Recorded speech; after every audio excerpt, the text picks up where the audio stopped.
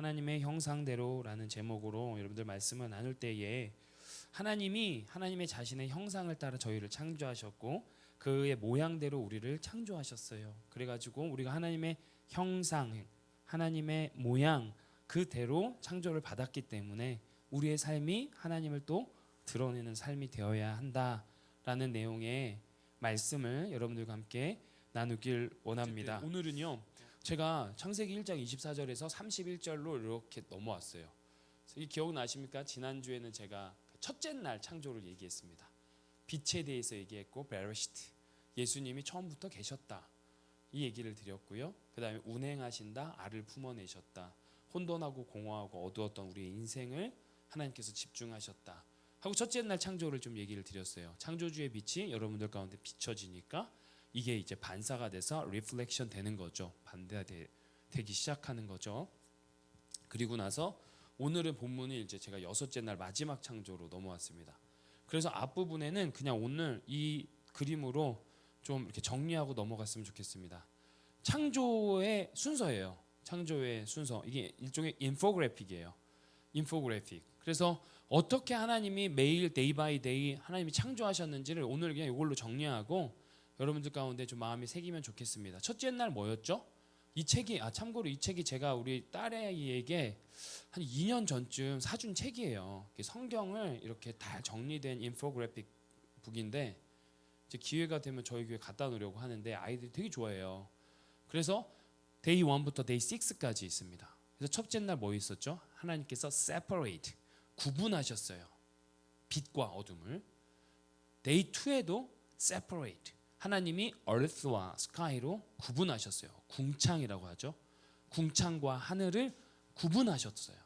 그리고 세 번째 날 하나님께서 창조하셨어요. 뭘 창조했을까요? 그 다음에 땅과 바다 그리고 거기에서 자라는 식물과 나무들 각종 열매를 맺는 과실들을 창조하셨어요. 그리고 네 번째 이제 뭐 하셨죠? 하늘의 광명체 sun, moon, stars planets 이런 것들을 창조하셨어요. 그리고 다섯 번째 날 뭘 하셨죠? 이제 땅도 있고 하늘도 있고 이제 바다도 있으니까 맨 처음에 하늘의 새와 바다의 어류들을 창조하셨어요. 그리고 마지막 날 여섯째 날 뭘 하셨죠? 동물들, 땅에 기는 생물들을 창조하시고 사람을 창조하셨어요. 이렇게 진행되죠. 그런데 이렇게 보면은 여섯째 날 그 그림이 잘 보이실지 모르겠지만 가운데 man하고 옆에 아담이라고 써 있어요. 그게 히브리어로 아담이에요. 아담이라는 뜻은 사람이라는 뜻이에요. 그러니까 1장에 나오는 여섯째 날 사람이 아담이라고 되어 있는데 2장의 아담과는 좀 다른 얘기예요. 그 아담은 이름이 아담이고 1장의 아담은 사람을 지칭하는 보통 명사라는 거예요.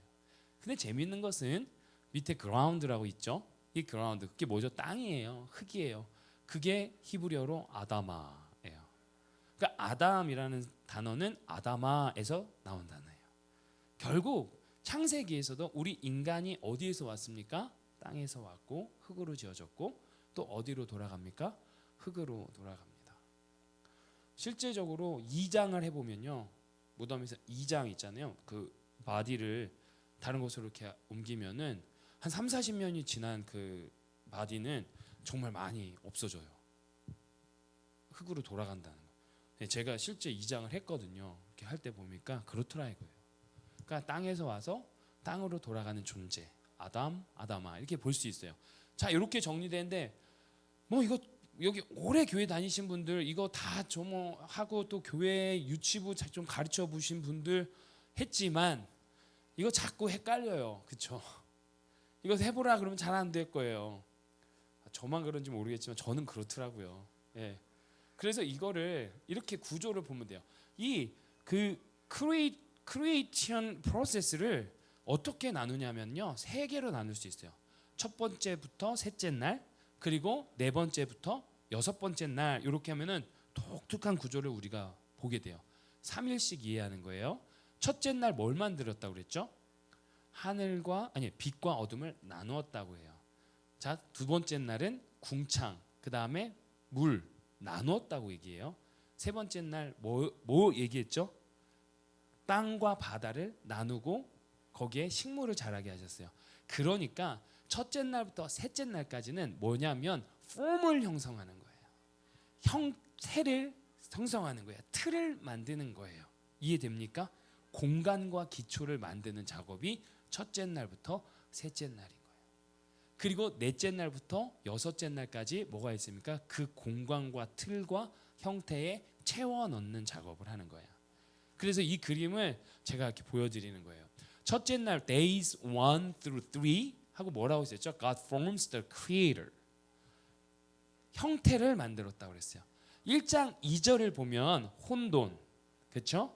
혼돈이 뭐라고 그랬죠? chaos가 아니라 with no form이라고 했어요. without form, 형태가 없었다. 그 형태가 없는 것을 형태를 만드신 거예요.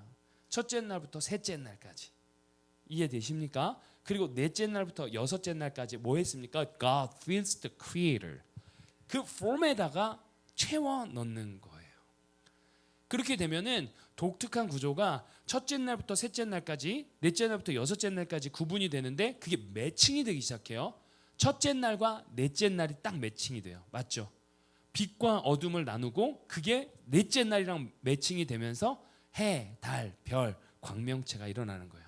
그리고 둘째 날 뭐라고 그랬죠? 하늘, 그 다음에 이 물, 이걸 했기 때문에 거기에 뭘 채워 넣습니까?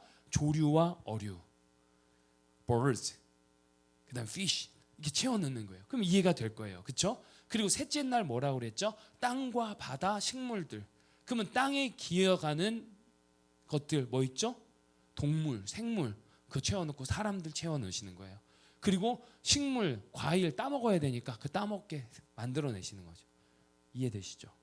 이렇게 되면은 조금 더 많이 우리가 기억할 수 있을 것 같아요. 창조는 제가 여기까지만 터치하고 바로 이제 6일째로 넘어갈 건데 여기 안에서 깊게 발견되는 사랑이 있어요. 여기 결혼하신 분도 있고 결혼할 분도 있고, 그렇죠? 네. 이혼하실 분은 없죠. 네. 예, 결혼하셨어요. 근데 제가 우리 아내에게 이렇게 프로포즈를 할 때 너무 여기서만 할게요. 말하지 마세요. 부끄러우니 안 계시니까 그분이 여기 오늘 그분이 안 계세요. 그래서 방송이 있군요. 어쩔 수 없네.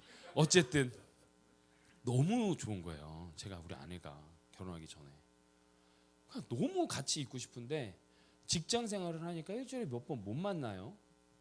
그러니까 나 이 사람이랑 너무 같이 있고 싶은 거예요. 이 마음을 공감하십니까? 네, 있어요. 그래서 결혼해야겠다. 결혼하면 그래도 계속 같이 있을 수 있으니까. 그러면서 이제 프로포즈를 하는데 어떻게 해야겠어요? 제가 사랑하니까 집도 마련하는 거예요. 같이 살 집. 그렇잖아요. 그럼 집을 딱 막 구하러 다녔어요. 그럼 그 집 구하면은 뭐 해야 돼요?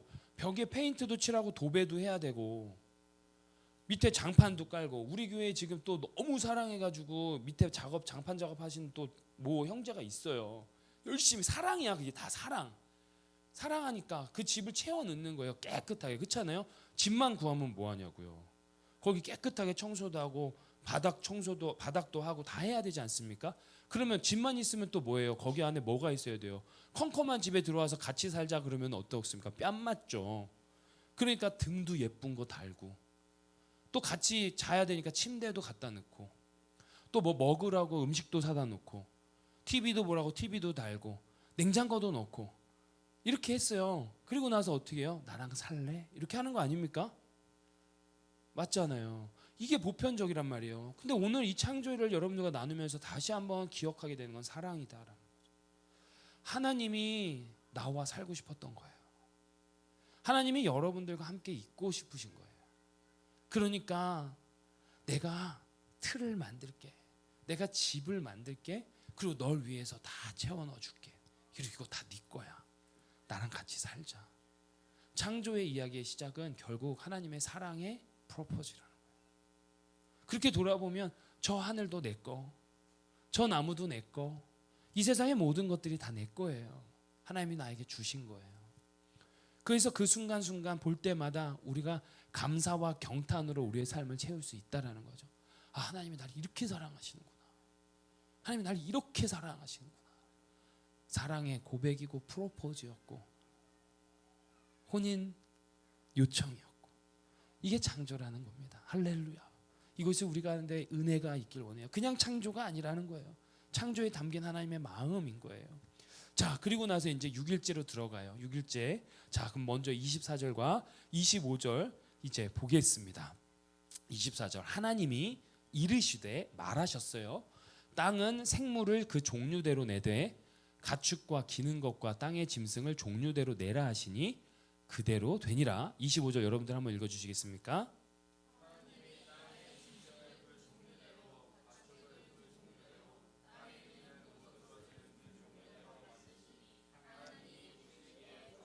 네, 이제 여섯째 날 하나님의 창조는 다 마쳐지고 25절까지 사람을 제외한 모든 피조 세계가 이제 완성이 됩니다. 그런데 재밌는 게 패턴이 하나 보여요. 24절부터 뭐죠? 종류대로 내라 하시고 이르셨어요. 종류대로 보이십니까? 종류대로 만드셨어요. 어쨌든 1장의 남은 부분 이제 26절부터 2장 전체를 할애하여서 창세기 기자 모세는 어떤 내용을 다루기 시작합니까? 사람, 인간의 창조의 내용을 다루기 시작합니다. 창세기 1장 1절부터 25절까지는 이제까지 5일하고 6일의 반 정도라고 칩시다. 5.5일을 그냥 25절 안에 다 만들어 놨어요. 설명을 다 해놨어요. 그런데 사람의 창조는 어떻습니까? 더 많은 분량을 할당하고 할애하여서 얘기하고 있다라는 거예요. 여러분 이걸로 우리가 무슨 생각할 수 있을까요? 하나님의 마음의 중심에는 이 피조 세계, 생물, 식물, 하늘 이런 것들 마음의 중심에 있는 게 아니라는 거예요. 하나님의 마음의 중심에는 오로지 뭐가 있었던 거예요? 그가 사랑하는 인류, 인간 사람이 있었다라는 거죠. 그걸 위해서 준비하신 거예요. 25절로 일단락됩니다. 그리고 26절부터 사람에 대한 창조가 나옵니다. 패턴이 달라지기 시작해요. 완전히 패턴이 달라져요. 그동안 이 폼을 형성하고 그 안에 걸 feels out 하는 그거의 내용과는 완전 다른 내용의 사람의 창조 내용이 이제부터 발견이 되기 시작하는데 이거는 고대 근동에 있는 인간 창조 설화와는 너무나 다른 거예요. 제가 첫 번째 시간에 그 뭐 마루둑이라는 말도 안 되는 신이 뭐 이렇게 피 뿌리고 해가지고 사람 창조했다고 얘기 드렸죠. 그 무슨 말도 안 되는 죽은 신의 피랑 흙이랑 엉켜가지고 사람 만든 게 사람이고 그랬잖아요. 이때 또 되게 유명했던 인간 창조 설화가 있는 게 뭐냐면 아트라스 뭐 모르셔도 돼요. 그런 서사시가 있어요. 거기에서 인간이 어떻게 창조가 됐냐면은 신들 중에 가장 낮은 계급이 있거든요. 그 낮은 계급의 신이 무슨 일을 하냐면 중노동을 해요. 근데 그 가장 낮은 계급의 신들이 중노동하는 게 너무 세상 말로 빡세서 너무 힘들어서 그 사람들이 그 신들이 사람을 창조한 거예요. 왜? 나의 중노동을 대신하려고. 이게 그 당시 고대 근동의 인간 창조의 기원이에요. 그런데 여기에 모세가 반기를 던진 거예요. 하나님께 감명을 받고 쓰기 시작한 거예요. 아니야. 그렇다고 하면은 뭐가 달라집니까? 인간 존재의 가치가 달라지는 거예요. 이제까지 신이 너를 부려먹으려고 중노동 시키려고 널 창조했어. 그러면 인간에 대한 기본 개념이 어떻습니까? 적자 생존, 양육, 강식, 강한 자만 살아남고 동물의 세계랑 크게 다를 바 없고 나의 가치는 아무것도 없으며 사람의 생명의 가치가 존엄합니까? 존엄하지 않겠습니까? 존엄하지 않기 때문에 마구잡이로 죽이고 노예 삼고 물건 삼고 동물 삼게 되는 현상들이 있었다라는 거죠. 그런데 이 창세기의 이 사람 창조, 인간 창조를 다시 한번 제시하면서 어떻습니까? 하나님께서 우리를 얼마나 사랑하셔서 창조하셨는지를 보여주기 시작한 거예요. 5.5일 동안 닷새하고 여섯째 날 동안 하나님께서 너를 너무 사랑하기 때문에 내가 이런 거 다 창조한 거야 라고 모든 초점을 어디에? 사람에게 두시기 시작했다라는 거죠. 이게 다른 겁니다. 그리고 자신의 형상대로 창조하시고 자신의 창조 세계를 이제는 통치하게 하시고 이제는 심지어는 나의 안식 가운데 나의 리듬 가운데 감히 초청하시는 이 이야기가 창조의 이야기라는 거예요. 26절 보자고요. 그래서 하나님이 이르시되 우리의 형상을 따라 우리의 모양대로 우리가 사람을 만들고 그들로 바다의 물고기와 하늘의 새와 가축과 온 땅과 땅에 기는 모든 것을 다스리게 하자 하시고 말씀하셨어요. 그게 뭐냐면 Let us make man in our man image. In our image. After our likeness. 이게 너무 중요한 단어예요. 우리의 형상 따라 우리의 모양대로 인간을 창조하셨어요. 자, 보십시오. 이제까지 다섯째 날까지, 심지어 여섯째 날 땅에 기는 모든 생물, 땅에 있는 모든 육추를 창조하시되 하나님 뭐로 창조하셨죠? By word. 말씀으로 창조하셨어요. 하나님이 있으라 하시니까 어때요? 있었어요. 하나님이 내라 했으니까 있었어요. 그렇죠? 그렇게 하셨단 말이에요. 종류대로 그냥 있으라 하니까 있고 내라 하니까 낸 거예요. 말 한마디 하니까 없던 데서 뚝 하고 생겼단 말이죠. 이해되십니까? 이거예요. 그런데 사람의 창조는 이제 달라지기 시작해요. 뭐래요? 우리의 형상을 따라 우리의 모양대로 우리가 사람을 만들자. 뭐래요? Let us make man. 우리가 만들재요. 하나님, 우리라는 단어가 처음으로 나와요. 하나님인데 우리라는 단어를 써요. 그렇죠? Let us. We. 이게 뭐예요? 성경에서 가장 처음 드러나는 삼위일체의 하나님이 드러나는 대목입니다. 성부, 성자, 성령 하나님, Father God, the Son of Jesus Christ, the Holy Spirit, the perfect balance가 가지고 사람을 창조하시기 시작한 거예요. 하나님의 창조는 계속 말씀드렸지만 엘로힘, 복수, 장원 복수 명사라고 말씀드렸어요. 하나님께서는 성부, 성자, 성령 하나님이 완벽한 밸런스와 하모니를 가지고 세상을 창조하셨고 사람 역시도 그렇게 창조하셨는데 이제는 세 분이 어떻게 합니까? 서로 논의하기 시작합니다. 우리가 우리의 형상대로 우리의 모양을 따라 사람을 만들자. 고대에 있었던 그 서사시와 너무나 다르지 않습니까? 정성과 태도가 달라요. 대충 만들어서 내가 부릴 그게 인간이 아니라는 거예요. 너희들의 존재가 어떤 존재인지 알라라는 거예요. 하나님이 그렇게 심혈을 기울여서 작품을 만들어내기 시작한다라는 말씀인 거예요. 우리가 모든 앞에 있는 모든 피조 세계의 창조는 하나님은 일방적이었어요. 있어, 그럼 있는 거예요. 내라 하면 있는 거예요. 그러나 이건 어떻습니까? 매우 인격적인 거예요. 서로 상의하시고 얘기하시고 그렇게 해서 하나님께서 아름다운 인간을 창조할 수 있다라는 거예요. 그렇기 때문에 인간 창조는 매우 독특하고 매우 인격적이고 매우 사랑스러우며 매우 관계 중심의 창조라는 걸 우리가 알아야 된다는 겁니다. 26절을 보면 우리의 형상을 따라 우리의 모양대로라고 합니다. 여러분, 이게 되게 중요해요. 우리의 형상을 따라 우리의 모양대로. 현재까지 신학에서는 많은 논쟁이 있습니다. 의견이 분분해요. 그러나 대세는 뭐냐면 형상과 모양이 같은 의미다. 유의어다라고 해요. 근데 저는 여기에 동의는 하지만 저의 생각을 조금 첨언하면 그래도 성경에 형상과 모양이라는 단어가 존재하니 우리가 성경을 무한 하나님의 말씀으로 받는다면 단어는 체크해야 된다. 그리고 그 체크의 과정을 통해서 아, 그렇구나.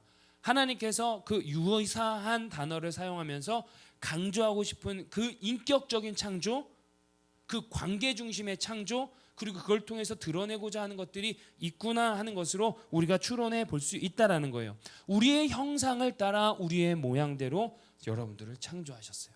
하나님의 형상을 따라 하나님의 모양대로 창조하셨어요.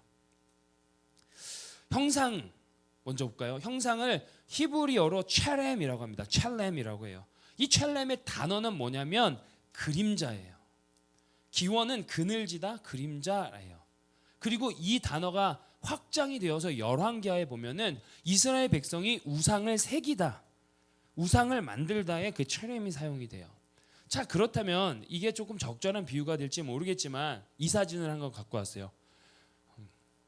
이게 뭐죠? 동상이에요. 이제 여기서 한국에서 학교를 다니신 분도 있고 미국에서 학교를 다니신 분도 있지만 한국에 있는 모든 초등학교에는 이런 동상들이 존재합니다. 저도 저희 아내와 같은 초등학교를 다녔는데 저희 학교에 있는 동상이 이거였습니다. 저희 초등학교에. 하나는 왼쪽에 있는 건 이승복이라는 보이스의 동상이고 오른쪽은 이순신 장군의 동상입니다. 여러분, 이 동상을 만드는 거예요. 근데 이 동상을 만드는 게 뭘까요? 이걸 보면서 뭔가를 유추하고 기억하고 기념하라고 만드는 것이죠. 그렇죠? 이승복은 뭡니까? 이게 이승복이 뭐냐면요. 나는 공산당이 싫어요. 모르는 분들 이런 거예요. 나는 공산당이 싫어요. I hate communist. I hate communist. 이런 게 이 이승복 동상의 얘기예요. 제가 어렸을 때 그때 당시에 북한이 자꾸 막 간첩도 오고 막 삐라도 막 뿌리고 그러면서 그거 갖다 주면 사탕 주고 그랬거든요. 야, 여기 한 4분만 동의해 주세요. 이게 세대 차이입니다. 세대 차이. 한 4분 정도만 끄덕이시는데 그랬어요. 저는 이렇게 살았어요. 그래가지고 그때 되게 중요했어요. 방공 포스터도 막 그리고 이거 우리 가운데 리마인드 하는 거죠. 어떠한 정신을 알려주려고 하는 거죠. 자, 이순신 장군은 뭐 아시겠지만 이순신 장군의 그 용감함, brave heart 이거에 대한 얘기들을 자꾸 우리 아이들한테 심어주기 위해 동상이에요. 그런데요, 이 동상에 그 이순신 장군입니까? 이승복이 진짜 이승복입니까? 아니죠. 그냥 그의 형태이고 그걸 통하여서 그것을 우리가 유추하고 기억하고 볼 수 있는 거예요. 기념할 수 있는 거죠. 왜 얘는 그럴 것까죠? 왜 형상이고 그냥 더 이상 형태로 존재하는 거죠? 생명이 없으니까. 그 안에 생명이 없어. 그러나 다만 이 형상을 보고 우리는 그 사람을 떠올릴 수 있다라는 거예요. 그림자도 마찬가지 아닙니까? 우리 게임 하잖아요. 어떤 실루엣처럼 이렇게 막을 커튼을 쳐놓고 안에서 막 이것도 하고 막 이렇게 하면서 그림자로 어떠한 형체를 만들잖아요. 그럼 여기에 생명이 있어요? 그건 아니에요. 이걸 통해서 우리가 무엇인지 상상을 하고 유추하고 기념하고 기억할 수 있다라는 거죠. 자, 그렇다면 하나님의 형상대로 우리를 창조했다라는 말은 뭐예요? 우리 안에 하나님의 이 폼이 있다라는 거예요. 이 형태가 있다라는 거예요. 그러면 우리를 통해서 뭐를 보게 되는 거예요? 하나님을 볼 수 있다. 자, 모양도 마찬가지예요. 모양은 따마라는 히브리어를 써요. 따마. 이건 제가 최근에 우리 아이들과 찍은 거고, 오른쪽 휘인이 사진은 제가 지난주에 꽃이 우리 집 앞에 폈길래 찍었어요. 그리고 그 휘찬이랑 찍은 사람 어디 밥 먹으러 가가지고 휘찬이가 굉장히 우울한 날 밥을 먹으러 가가지고 웃어 해가지고 찍은 건데 저게 전부예요. 근데 이게 보세요, 여러분, 모양대로 따마라는 뜻은 닮다라는 뜻이에요. 닮다. 그러니까 하나님을 닮아. 근데 이 따마의 얘기를 볼까요? 이 따마는 외형만 어피어런스만 우리가 닮습니까? 아니라는 거죠. 진짜 정말 지독하게 만큼 우리 자녀들이 우리를 닮지 않습니까? 그러니까 부부싸움의 근원이 되기도 하잖아요. 이 아이가 내가 정말 내 배우자의 저 모습 진짜 싫어하는데 그거 똑같이 하고 있으면 어떻게 돼요? 아시죠? 더 이상 얘기 안 해도 되죠? 와, 이것만은 안 닮길 원했는데 제가 그거 하고 있네. 이거 있잖아요. 이거예요. 닮다라는 건. 제 아들이 저랑 닮았나요? 사진을 보면 안 닮은 것 같습니까? 우리 아들이 더 잘날 수도 있죠. 우리 딸이랑 저랑 좀 닮은 것 같습니까? 저도 저렇게 하면 좀 닮은 것 같긴 한데, 근데 보통 우리 딸은 우리 아내를 닮았다고, 우리 아들은 저를 닮았다고 하지만 어쨌든 우리 아이들을 보면 저를 닮았다는 걸 알 수 있죠. 우리 아내를 닮았다는 걸 알 수 있죠. 그 말은 뭡니까? 외형도 닮고 생김새도 닮지만 그 성격도 닮고 식습관도 닮고 하는 행동 패턴도 닮고 말투마저도 닮아가는 거예요. 부모와 자녀는 뗄래야 뗄 수 없는 거예요. 지독하리만큼 닮아간다는 거죠. 자, 그렇다면 우리의 형상대로 우리의 모양대로 하나님께서 창조하셨다는 건 뭘까요? 우리를 통하여서 하나님의 쉐입이 보여지고 하나님의 내적인 속성들이 우리를 통해서 드러나게 되어 있다는 것이 창조의 원형이다. 원래는 그렇게 우리가 창조되었다라는 거예요. 우리의 모습을 통해 드러나고 발견돼야 되는 하나님을 강조하기 위해서 우리의 형상대로 우리의 모습을 따라 모양을 따라라고 반복하며 유사한 단어들을 사용하고 있다라는 거예요. 쉽진 않아요. 우리의 삶을 통해 하나님의 형상이 드러나는 게 쉽지는 않아요. 그러나 참 도전이 되는 말씀이라고 하는 거죠. 하나님의 형상과 모양대로 창조된 우리를 통하여서 여러분들 한 명 한 명이 그렇게 창조되었고 그렇게 지음 받아졌으니 여러분들의 삶을 통하여서 하나님의 모습이 고스란히 드러나기를 축복합니다. 그렇기를 소망합니다. 그렇기 때문에 내가 옆 사람을 보면 하나님의 형상이 보여야 되는 거예요. 그렇기 때문에 우리가 서로 함부로 대할 수 없고 서로의 권위를 인정할 수밖에 없는 건 여기에 있어요. 나도 하나님의 형상과 모양대로 창조된 자고 지음받은 자인데 내가 사랑하는 내 지체인 이 사람도 하나님의 형상과 모양대로 창조가 되었다면 이걸 우리가 진짜 인정한다면 서로 무례할 수가 없다라는 거예요. 서로 베풀고 존중하고 세워주고 아껴주고 귀히 여김이 마땅하다라는 거예요. 이것이 우리 교회 DNA가 되길 소망합니다. 내 감정만 중요한 게 아니라 내 생각만 중요한 게 아니라 이 사람도 너무 귀하다. 저를 좀 그렇게 여겨주시고 저도 여러분들을 좀 그렇게 여기길 원합니다. 네, 이어서 조금 더 확장해 볼까요? 우리 골로새서 1장 15절에 그는 보이지 아니하는 하나님의 형상이시오. 여기에 그는 누구입니까? 그리스도, 예수 그리스도가 진짜 하나님의 원형, 하나님의 본질의 형상이라고 골로새서는 기록하고 있어요. 하나님이 답답하다 하나님의 형상과 모양대로 우리를 창조하셨는데 답답하다 못해서 이젠 직접 인간이 되어서 자신의 형상을 보여주신 사건, 예수 그리스도. 결국 이 그리스도 예수를 보고 우리는 하나님을 보게 되었습니다. 오늘이 무슨 날이죠? palm Sunday, 종려주일이에요. 예수님께서 나귀를 타고 예루살렘으로 들어가시는 날, 많은 사람들이 종려나무 가지를 흔들고 호산나 호산나 하고 외치던 날, 그런데 예수님이 가신 그 길은 십자가의 길이었고 영광의 길이었고 죽음의 길이었으나 다시 한번 부활과 생명의 길이었던 그 길, 우리 가운데 하나님의 원형, 하나님의 형상을 회복하기 위해서 오신 날이란 말이에요. 예수님이 그래서 빌립에게 이렇게 얘기를 해요. 빌립이 하도 예수님 하나님을 봤으면 좋겠습니다. 그러니 예수님이 답답한 마음에 내가 이렇게 오래 너희와 함께 있었는데 네가 나를 알지 못하냐? 나를 본 자는 아버지를 보았다 말씀하십니다. 요한복음 12장에도 예수님은 나를 본 자가 아버지를 본 자라 합니다. 여러분 믿습니까? 맞죠. 성자이신 하나님께서 직접 인간이 되어서 자신의 형상을 직접적으로 우리에게 보여주셨다라는 거예요. 이제 우리는 복받은 사람이에요. 그 예수 그리스도의 직접적인 하나님의 형상을 본 자들이란 말입니다. 이것이 너무 중요해요. 그래서 로마서는 이렇게 고백하죠. 하나님이 미리 아신 자들을 또한 그 아들의 형상을 뭐하기 위해서 본받게 하기 위하여 미리 정하셨으니 이는 그로 많은 형제 중에 맏아들이 되게 하려 하심이라. 이걸 풀어보겠습니다. 하나님이 미리 아신 자들 누구겠습니까? 저와 여러분, 여기에 계신 여러분. 우리로 하여금 목적이 뭡니까? 그 아들의 형상, 예수 그리스도의 형상을 본받기 위해서 팔로우 하는 거예요. 그런데 그 예수 그리스도를 어떻게 했습니까? 많은 형제 중에 맏아들이 되게 하려 했었다. 예수님은 only son이에요. 그렇죠? 하나님의 독생하신 아들이에요. 그런데 여기에 맏아들이라고 했어요. 맏아들 예수 그리스도를 지칭하잖아요. 그 왜 맏아들이에요? 하나밖에 없는데. 맏아들이라는 의미는 뭐예요? 둘째도 있고 셋째도 있고 넷째도 있고 다섯째도 있다는 말 아닙니까? 그 말은 뭡니까? 둘째 내가 되고 여러분이 되고 셋째 당신들이 되고 그대들이 되는 거예요.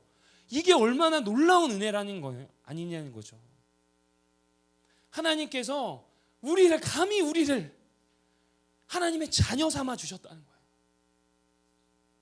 예수 그리스도가 이해 잘하시죠. 동등하게 아들 취급해 주신다라는 거예요.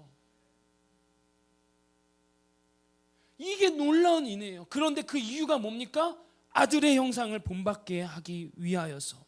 결국 정리하면 우리가 예수 그리스도의 형상을 드러내는 자, 본받는 자가 되는 거고, 이 구원의 사건을 통하여 그럼 예수 그리스도가 누구신데? 하나님의 형상이니까 우리가 우리를 통하여서 창조의 원형, 하나님의 형상, 하나님의 모양을 드러내는 자가 된다라는 얘기죠.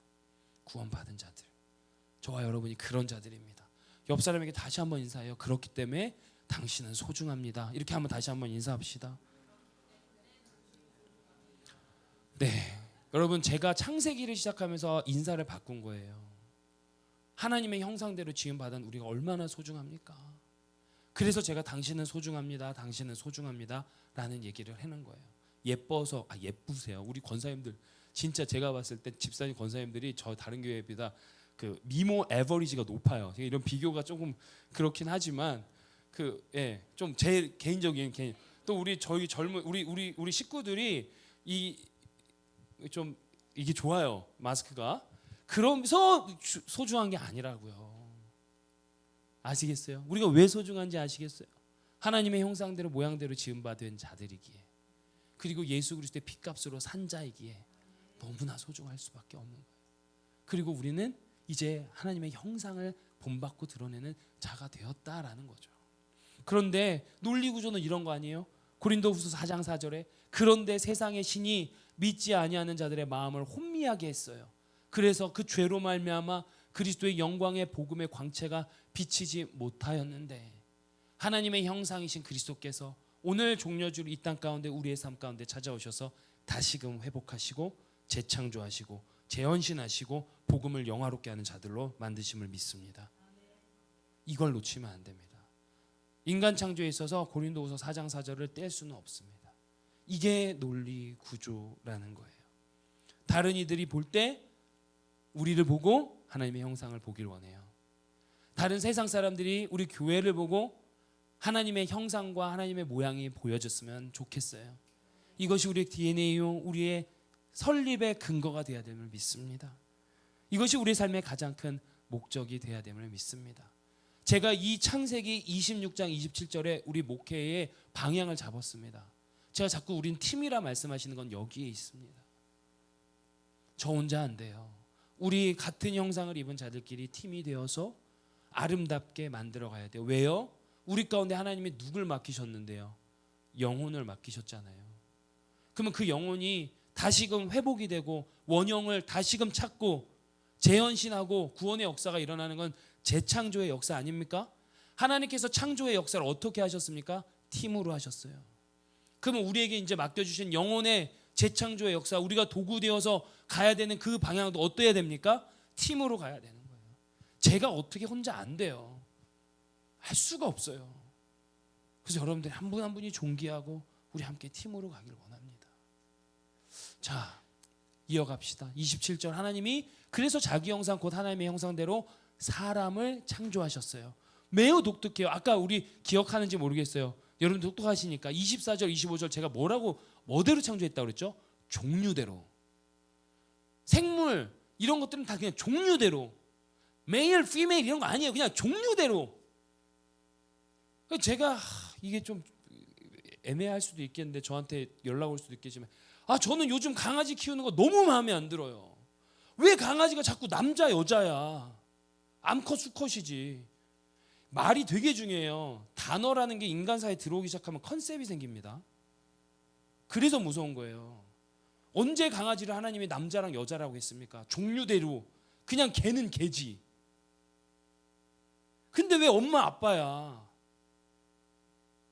종류대로 그냥 창조한 것 뿐인데, 목사님 너무하시네. 죄송해요. 그게 제 신앙의 고백이에요. 27절에 하나님은 분명히 남자와 여자는 어디에만 넣습니까? 사람에게만 취했어요. 메일, 피메일. 여기에서 우리 침례교 신앙의 구분이 돼요. 우리 침례교 신앙 고백인 침례교의 신앙 고백 메시지 2000이라는 걸 보면 가장 마지막 18번째 가족의 정의를 해요. 거기에 우리의 성의 정체성이 있어요. 제가 잠깐 읽어드릴게요. 결혼이란 한 남자와 한 여자가 평생 서로에게 헌신하겠다는 서약 통해 연합하는 것, 이렇게 정의하고 있어요. 그리스도와 그의 교회 간의 연합을 계시하기 위한 것이 결혼이다. 그래서 결혼은 관계에 있는 남녀가 친밀한 사귐의 틀과 허용되고 허락된 성적인 기준에 따라 성적 표현을 하고 누리는 거다. 그리고 그걸 통하여서 인류 보존의 수단을 제공하게 하신 것이 결혼이다. 이해되면 이게 우리 교회와 교단의 신앙의 고백이에요. 그렇기 때문에 하나님은 성경에 남자와 여자 빼고는 다른 성을 제시한 적이 없습니다. 우리가 성경을 그대로 믿고 받는다면 중요합니다. 남자와 여자. 저희가 올 여름 또다시 작년에 했던 아이들 대상으로 우리 동네 목사님들과 하는 동성애 교육을 기획합니다. 우리 동네 목사님들과 하는 성교육을 할 겁니다. 성경적인 성교육을 할 겁니다. 하나님은 분명히 남자와 여자를 창조하셨다 했습니다. 하나님은 반드시 바이나 H로 가는 뭐나 이거 창조하진 않으셨어요. 그건 그거예요. 정확하게 우리가 구분할 것 구분하고 사랑할 것은 사랑하길 원해요. 안 받겠다는 게 아니라 사랑하되 정의는 이렇습니다. 진리는 이렇습니다. 기도해 주십시오. 주눅들지 않고 선포할 수 있도록 기도해 주십시오. 목숨 걸고 선포하겠습니다. 주의 복음을 선포하겠습니다. 하나님 남자와 여자를 창. 그리고 마지막 진짜 중요한 27절이 왜 중요하냐? 남자와 여자는 동등하게 귀하다. 남존 여비 없습니다. 역할과 기능이 다를 뿐이지 동등한 가치로 남자와 여자를 창조하셨다라는 거예요. 이것이 27절이 우리에게 던지는 거예요. 그리고 이제 28절에 우리를 창조하신, 그래서 남자와 여자로 창조하신 목적을 진술하고 있어요. 너무 귀한 말씀. 그럼 한번 크게 읽어주시겠습니까? 시작.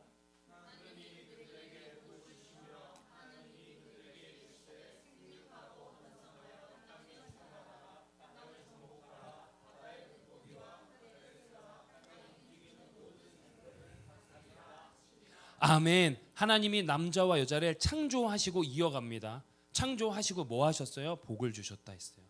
창조하신 목적이 뭡니까? 복 주시기 위해.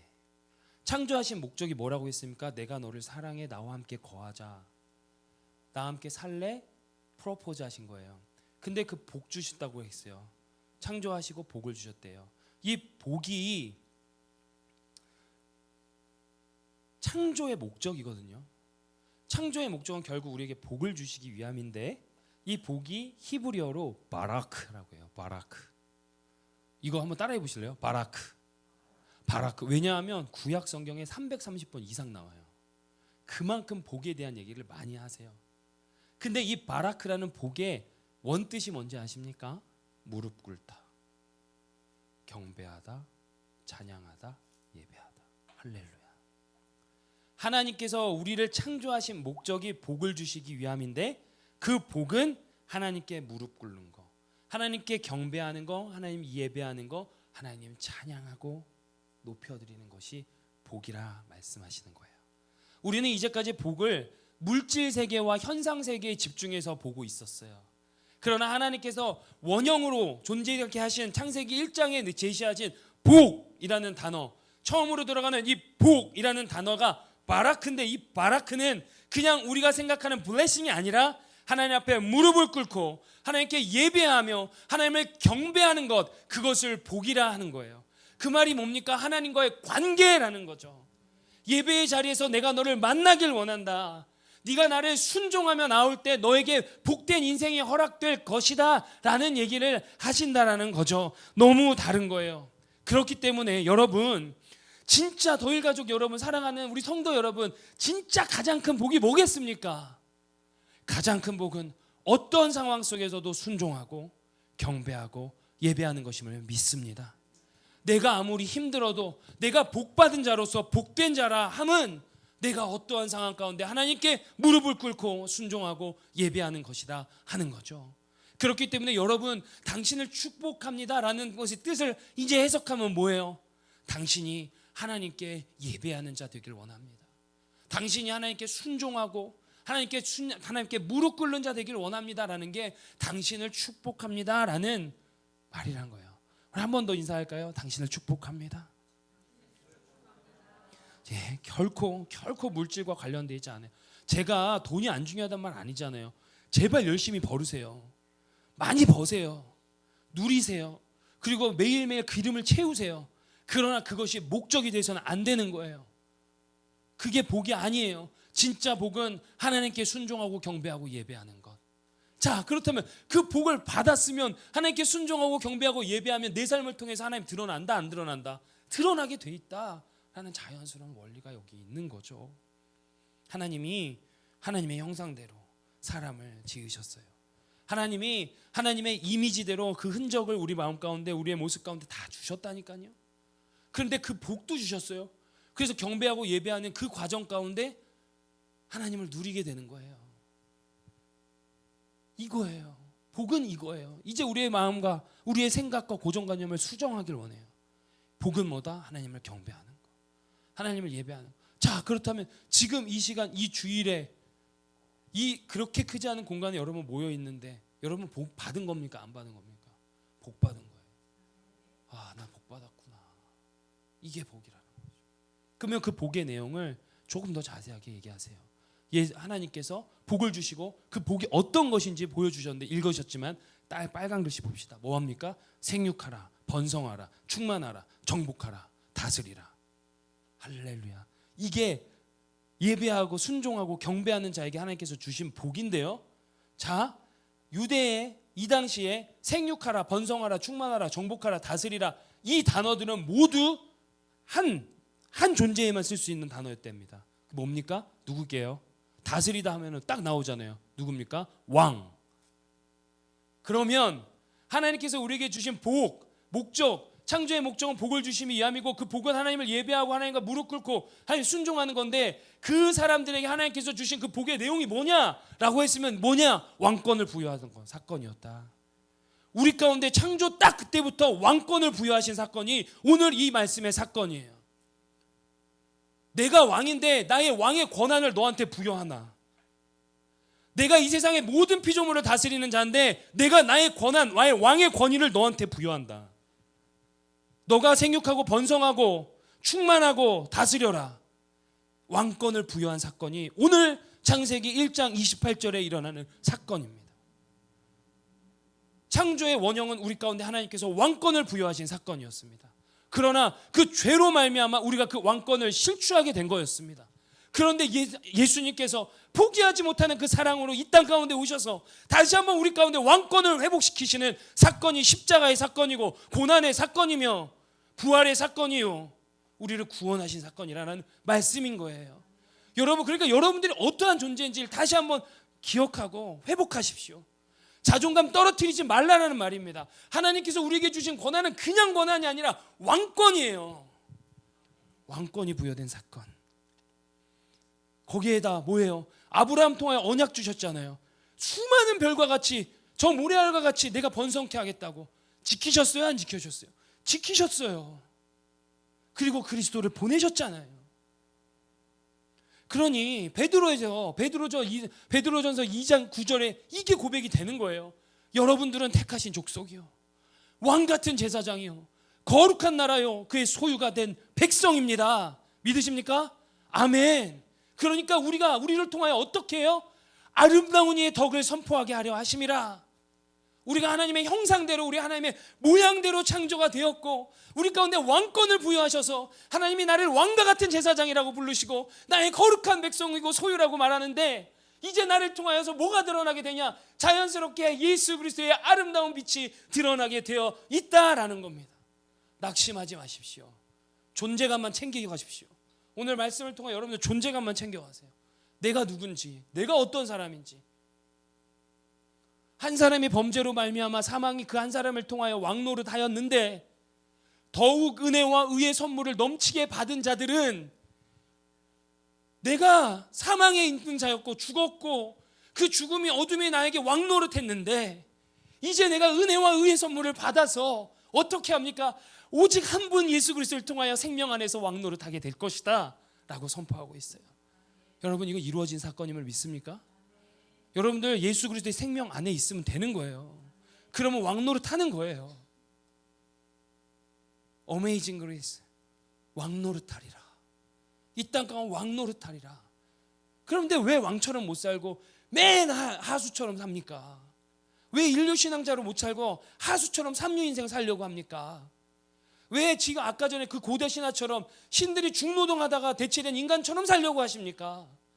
아니죠. 우리가 어떻게 살아야겠습니까? 왕처럼 살아야 된다라는 거예요. 예수 그리스도의 생명 안에만 있으면 된다라는 거예요. 방법도 제시해 주시잖아요. 예수 그리스도의 생명 안에 기어 들어와라. 끊임없이 기어 들어와라. 여러분, 말씀을 정리하길 원해요. 우리의 삶을 통하여 하나님의 형상이 고스란히 드러나길 원합니다. 여러분, 가끔 보시는 분들 있지만 전 여기에 방석을 놓습니다. 그 무릎을 꿇고 기도해요. 왜 그럴까요? 왜 제가 무릎을 꿇고 기도할까요? 여러분들께 잘 보이기 위해서 그럴까요? 저는 무릎 꿇는 걸 너무 좋아해요. 저는 무릎 꿇고 기도하길 여러분들에게 권해요. 왜 무릎 꿇는지 아세요? 하나님 앞에, 하나님이 거룩하시니까 그 거룩하신 하나님 앞에 내가 복종하는 뜻으로 표현하는 거일 수도 있겠죠. 그런데요, 저는 그렇게 선하지 않아요. 제가 무릎을 꿇는 이유는 저 때문에 무릎 꿇어요.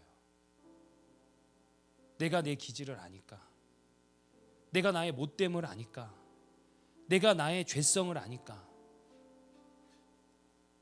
그러니까 내가 무릎을 꿇으라더라도 나의 죄성을 눌러야 되니까. 그래야 내가 하나님의 형상대로 살아갈 수 있겠으니까, 내가 하나님께 순종하며 살아갈 수 있겠으니까 저는 저를 위해 무릎을 꿇어요. 여러분들 앞에 율법주의자 바리새인처럼 보이는 데 앞에 우리 목사님이 무릎 꿇고 기도한다, 그런 거 보여주려는 쇼잉이 아니고 쇼업이 아니라요, 전 저를 위해서 꿇어요. 내 삶을 통하여 하나님이 고스란히, 하나님의 형상과 모양이 고스란히 드러나길 원하는데 내가 많아서, 내 속에 내가 너무나 많으니까, 그러니까 매일매일 내가 하나님 앞에 무릎을 꿇는 거예요. 사도 바울이 고린도전서에 이렇게 고백하죠. 나는 날마다 죽노라. 왜 그러겠습니까? 그게 뭔가 잘 보이기 위해서요? 아니요. 우리가 하나님의 형상이 고스란히 드러나는 삶을 살기 위해서예요. 행복하지 않습니까? 나를 만나면 사람이 회복이 돼. 내가 가는 곳마다 생명이 막 흘러. 내가 만나는 사람들마다 막 무너진 관계들이 회복이 돼. 내가 갔는데 이 가정이 엄마를 통하여 아빠를 통하여서 너무 행복해져. 사람들이 나를 보고 진짜 뭐예요? 예수님 누구예요? 궁금해하기 시작해요. 그러니까 우리의 외양간에 송아지가 없어도, 무화과 나무에 소출이 없어도 여호와로 인해 기뻐한다는 고백이 얼마나 큰 고백이에요. 그렇게 살 수 있잖아요. 그것 때문에 결정합시다. 오늘도 말씀을 마무리하면서 우리의 존재감을 챙깁시다. 내가 어떤 존재인지 챙기시고, 내가 어떻게 하면 하나님의 형상이 고스란히 드러나겠습니까? 그리스도의 생명 안에 거하시면 됩니다. 이미 우리 가운데 그 생명이 주셨습니다. 의심하지 마십시오.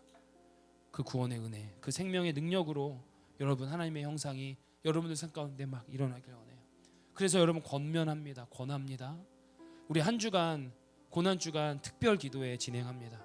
한번 최선을 다해서 참석하기를 주 예수 그리스도의 이름으로 권면합니다. 프레셔로 받지 마시고, 푸시로 받지 마시고 한번 도전해 보십시오. 저는 고백하는 거 지금 하나 가지고 기도해요. 이 한 주간 우리 교회 가운데 다시 한번 구원의 감격이 회복되기를, 다시 한번 십자가의 능력이 무엇인지 절절하게 체험되기를, 그리고 내가 받은 복음이 무엇인지 알고 재현신하는 시간이 되기를 저는 축복할 겁니다. 여러분 참여해 주십시오. 하나님의 형상이 고스란히 드러나기를. 우리 함께 찬양할까요?